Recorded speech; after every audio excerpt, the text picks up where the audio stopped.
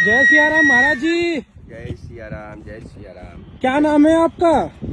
मेरा नाम कलंकी विजेंद्र सिंह भदौरिया है। कलंकी जी, तो आप तो लड़के लग रहे हैं, सखी रूप में कैसे? बस इच्छा कर गई, परमात्मा की कृपा है, भोलेनाथ से शादी जो कर ली। आपने नाक में नथनी पहनी हुई है, पैरों में जो है आपने वो लगाई हुई है नखूनी, और गले में जो है माला रूपी हार पहना हुआ है, और आपने अपना नाम अभी बताया कलंकी। तो इसके पीछे वजह क्या है जो कलंकी नाम रखा आपने? चंद्रमा पे दाग लग गए, वैसे ही दाग कुछ हमारे जीवन में भी उतर गए। लोग कहते भी हैं, लोग कहते हैं, मैं नहीं कहता जी। लोग कहते हैं कलंकी है। और 16 श्रृंगार संत के तो 16 श्रृंगार होते हैं। संत होने के बाद में ना इधर का ना उधर का है, उसे कोई रास्ता नहीं है, उसे परमात्मा के अलावा कोई रास्ता नहीं नजर आता, इसलिए वो 16 श्रृंगार करने का अधिकारी। तो आपकी तो शादी हो चुकी है ना जी।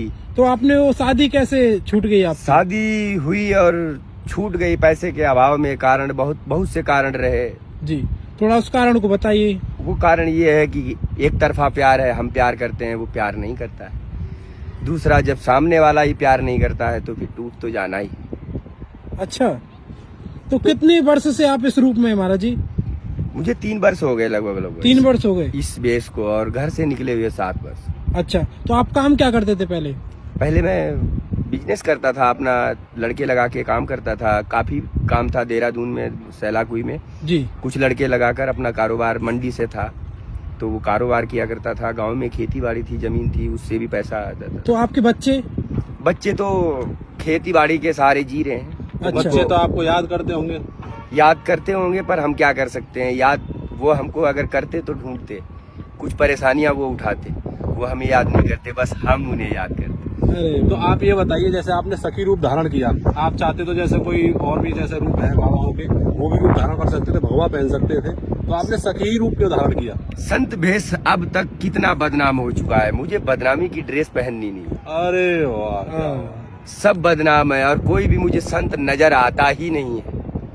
यानी कि आज विश्व पर भी कोई भी नजर आता ही नहीं है कि कोई संत अपने आप को कह रहा हो। नहीं, संत तो बहुत है, लेकिन नकली भेष में जो है बहुत ज्यादा घूम रहे हैं। बहुत ज्यादा घूम रहे नहीं है, बैठे भी हैं तो वो भी जरूरत के लिए ही बैठे हैं।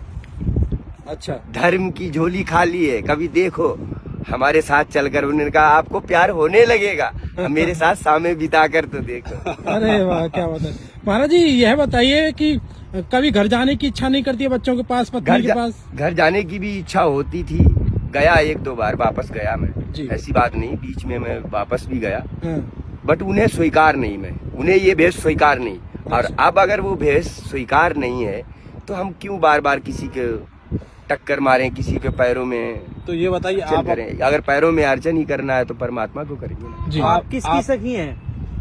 हम भोले बाबा की पत्नी है। अच्छा, भोले बाबा की पत्नी है जी। तो पहले तो आप पति थे किसी के, अब हाँ। पत्नी बन गए। आप पत्नी बन गए। आप पत्नी इसलिए बन गए क्योंकि पहले छोटा होना मंजूर नहीं था, अब छोटा होना मंजूर है। अब ये बताइए, पत्नी रूप में आनंद आ रहा है, पति रूप में आनंद आ रहा था? पत्नी रूप में भी आनंद था और पति रूप में भी आनंद था। अच्छा, बट जो छूट गया वो ठीक है, तो जो मिल गया आपके वो पास तो करोड़ों का खेत भी है, ऐसा बताते? हाँ, जमीन है, बहुत जमीन है जी।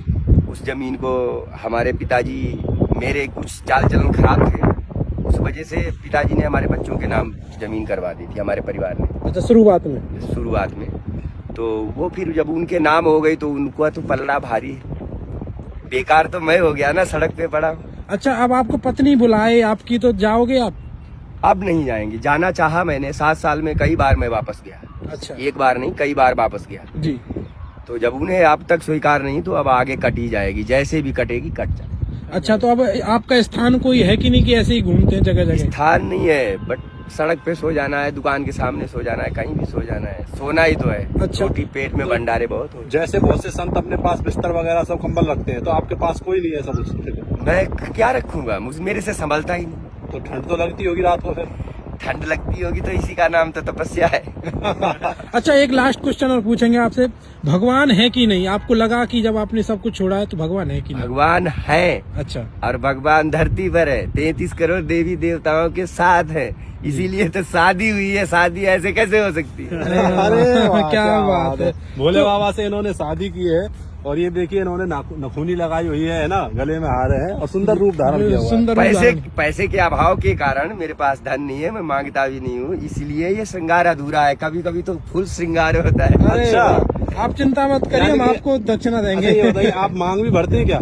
जी हाँ, दिखाइए थोड़ा सा। मांग भरते हैं, लेकिन वही असुविधा का कारण है। यानी कि पैसे ना होने के कारण श्रृंगार पूरा नहीं है। पूरा नहीं है, कभी कभी हो भी जाता है। अच्छा। ऐसी बात नहीं, कभी कभी होता है तो बच्चे फोटो खींच के रखते हैं, फोटो खींच लेके रखते हैं। अच्छा अच्छा अच्छा। तो आप गंगा किनारे ऐसे भ्रमण करते रहते हैं? हाँ, गंगा किनारे भ्रमण करते रहते हैं, अपना काम करते रहते हैं, भगवान का नाम लेते रहते हैं। जिस लिए हम यहाँ आए हैं, प्रदेश छूट गया, घर छूट गया, वो काम मुझे अच्छा लगता है।